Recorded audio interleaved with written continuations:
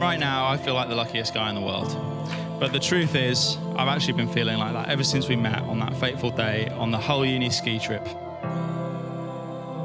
As soon as I saw you, that you were special.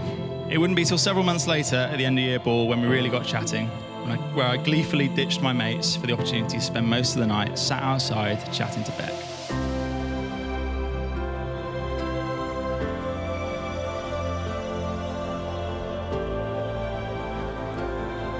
Right from the beginning, I knew Becky was unique and that this was different, and I was right.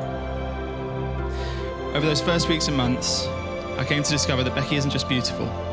She's also the most caring, thoughtful, and kind person I've ever met who understands me like no one else does. She has an energy and enthusiasm for life that is completely infectious. There's no mystery as to why she plays an important part in so many people's lives and is genuinely loved by so many friends and family alike.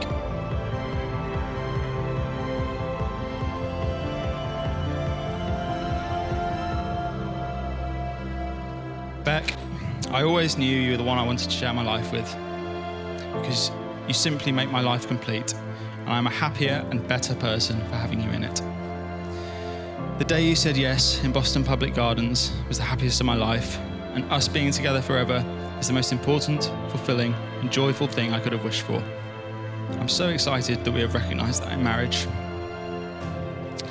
You're a wonderful daughter, sister, auntie, and now wife.